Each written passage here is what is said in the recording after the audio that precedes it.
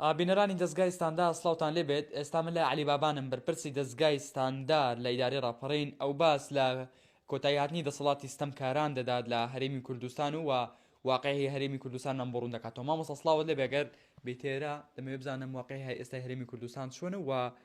خوێندنەوەی جەنابتان چۆنە. سڵای خوا لە ئێوەش بێ و بەخێر بن. سپاس بۆ دیدارش کە بەستان بەڵێ ئێمە دوای تێڕامان و وربوونەوە لە واقعی هەرێمی کوردستان و ئەم دژواری کە خەڵکی تێکەوتووە بەڕاستی گەیشتونە ئەو دەرەنجامەی مژدەیەکی تەواو بە حاڵاتیانی هەرێمی کوردستان بدەین، چونکە ئێمە لە پێشتر کۆمەڵ ڕێکاری قانونی و مەدەنیمان گرتە بەر، بەڵام ئەوەی کە ئێستا ماوەتەوە سەر ئەوەی شەقامی کوردی هۆشیار بێت، چونکە بیردۆزەکەی ئیبن خەلدون وەکو کۆمەڵناسێک بەسەر دەسەڵاتی ستەمکاری لە هەرێمی کوردستاندا دەچەسپێ، ئەویش کە بریتیە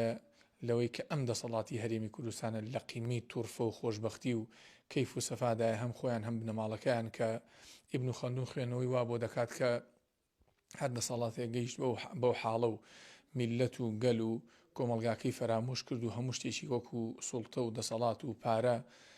قۆرقکاری کرا لە ئاستیدا، مژدەی ڕوخانیەداد، مژدەی کۆتایی پێهاتنیدا، چونکە ئەو واوەسفی دەکات کە ئەم دەسەڵاتە لە قیمەی پیریدایە. بۆیە ئەگەر کۆمەلگا هۆشیار بێ، ئەگەر دەنگدەر لە مستەوای سەقافی دەنگدەرمان بەرز بێ، دەبێ بچێت دەنگ بدات و کۆتایی بەم دەسەڵاتە لە هەرێمی کوردستان بهێنێت، چونکە شەڕی ئەمڕۆ شەڕی چەک و شەڕی شاخ و ئەمانە کۆتایی پێهاتووە، شەڕی مەدەنیەتە، شەڕی ئەوەیە کە ئێمە لە ڕیس سنووقەکانی دەنگدانەوە ئەم کۆمەلگایە بەرەو گۆڕانکاری بڕوە، بەرەو عەدالەت بڕوە، بەرەو ئەوە بڕوە کە ببێتە هۆی هاوڵاتیانی هەرێمی کوردستان تیدا لەژێر دەسەڵات و دادگا و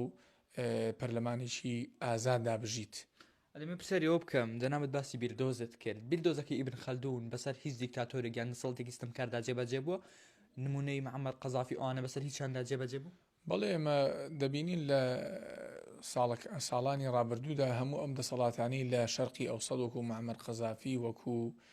ئەوەی کە لە میسر ڕوویدا، وەکو ئەوەی کە لە تونس ڕوویدا،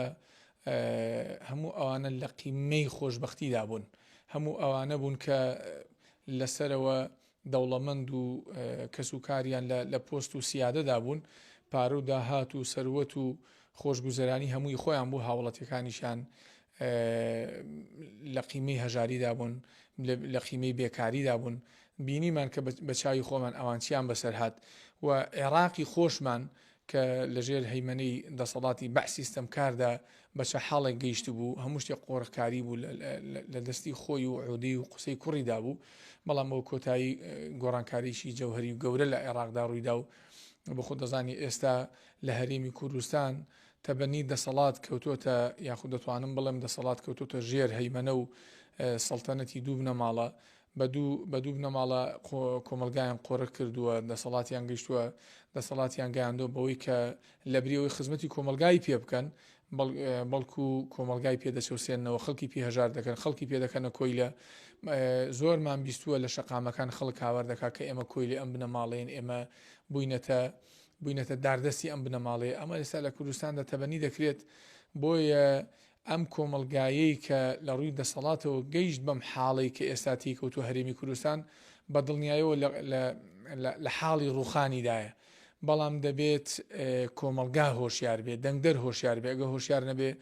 هەر ئەمەی کە ئێستا لەسەر دەسەڵات و ئێمە مژدەی کۆتایی پێهاتنی دەدەین بەتاکی لەجێ خۆی دەبێت. ئادەمێ پرسیارەوەش بکەم، دۆخی موچەخۆرانی هەرێم چۆن خوێندنەوەی بۆ دەکەن و چۆنی دەبیننەوە؟ دوای ئەوەی ئێمە ڕێکاریشی قانونی ماگرتە بەر لە ڕێی دادگای فیدراالیەوە لە عێراق کەیسێکمان تۆمار کروتیدا الحەمدلا برمانەوە، ئەویش ئەوە بوو کە بە تەڵتینکردنی هاوڵاتیان و موچەخۆرانی هەرێمی کوردستان و ڕاستەوخۆ پێدانی موچەی فەرمانبەرانی هەرێمی کوردستان بوو. دوای ئەوە داواکرا لیستی موچەخۆرانی هەرێمی کوردستان ڕەوانەی بەغدا بکرێت، تاوەکو لە ڕێی وەزارەتی مالیەوە موچیان بۆ دابین بکرێت. هەرێمی کوردستان پابەندی بڕیارەکانی دادگای فیدراالی نەبووە وەک خۆی، بۆیە ئەو موچەخۆرانەی کە لیستیان ڕەوانەی بەغدا کراوە موچیان بۆ هاتووە، ئەوانش کە لیستیان بە هەڕەمەچی بەبێ ئەوەی ناو عینوانیان دیاری کراوە بێ ڕەوانی بەغدا کراوە موچیان بۆ نەهاتووە. ئێستا کەوتوینێتە نێوان دوو بەرداشی زۆر ناخۆشەوە موچەخۆرانی هەرێمی کوردستان دوو جار برسین، جاریشان بەهۆی ڕەمەزانەوە خوا لە هەموو لایەکی قوبڵکە، جاریشان بەهۆی دەسەڵاتی سەمکاری هەرێمی کوردستانەوە کە بە دڵنیاییەوە نەخوا لەیان قوبڵەکە نەشەقامی هەرێمی کوردستانیش. بۆیە ئومێدەوارین ئەم وەزعە باش بشکێتەوە و بە مەسلحەتی موچەخۆرانی هەرێمی کوردستان کۆتایی پێبێت.